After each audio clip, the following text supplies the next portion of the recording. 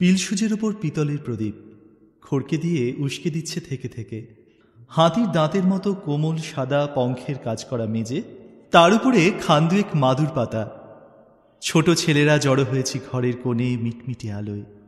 বুড়ো মোহন সর্দার, কলপ লাগানো চুল বাবড়ি করা, মিশকালো রং, চোখ দুটো যেন বেরিয়ে আসছে। শিথিল হয়েছে মাংস, হাতের পায়ের হাড়গুলো দীর্ঘ, কণ্ঠস্বর সরু মোটায় ভাঙা। রোমাঞ্চ লাগবার মতো তার পূর্ব ইতিহাস। বসেছে আমাদের মাঝখানে, বলছে রঘু ডাকাতের কথা। আমরা সবাই গল্প আঁকড়ে বসে আছি। দক্ষিণের হাওয়া লাগা ঝাউডালের মতো দুলছে মনের ভিতরটা। খোলা জানলার সামনে দেখা যায় গলি। একটা হলদে গ্যাসের আলোর খুঁটি দাঁড়িয়ে আছে একচোখা ভূতের মতো। পথের বাঁধারটাতে জমেছে ছায়া। গলির মোড়ে সদর রাস্তায় বেলফুলের মালা হেঁকে গেল মালি। পাশের বাড়ি থেকে কুকুর ডেকে উঠল অকারণে। 9টার ঘণ্টা বাজল দেউড়িতে। অবাক হয়ে শুনছি রঘুর চুরির কথা।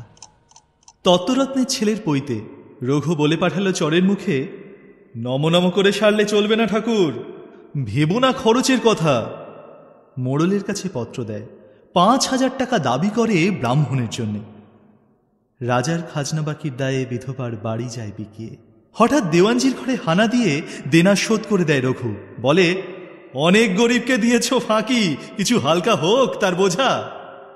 একদিন তখন মাঝরাত্রির, ফিরছে রঘু লুটের মাল নিয়ে। নদীতে তার ছিপের নৌকো, অন্ধকারে বটের ছায়ায়। পথের মধ্যে শুনে পাড়ার বিয়ে বাড়িতে কান্নার ধ্বনি।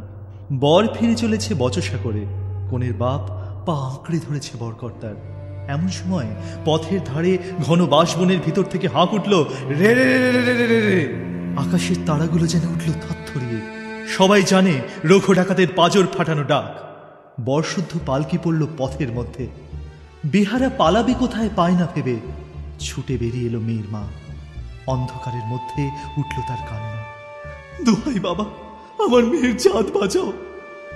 রঘু দাঁড়ালো যমদূতের মতো, পালকি থেকে টেনে বের করলে বরকে। বরকর্তার গালে মারল এক প্রচন্ড চড়, পড়ল সে মাথা ঘুরে। ঘরের প্রাঙ্গণে আবার শাঁখ উঠল বেজে, জাগল হলুধ্বনি। দলবল নিয়ে রঘু দাঁড়ালো সভায়। শিবের বিয়ের রাতে ভূত প্রেতের দল যেন, উলঙ্গ প্রায় দেহ সবার, তেল মাখা সর্বাঙ্গ, মুখে ভূষর কালি। বিয়ে হলো সারা। 3 প্রহর রাতে যাবার সময় কনেকে বললে ডাকাত, তুমি আমার মা, দুঃখ যদি পাও কখনো স্মরণ করো রঘুকে।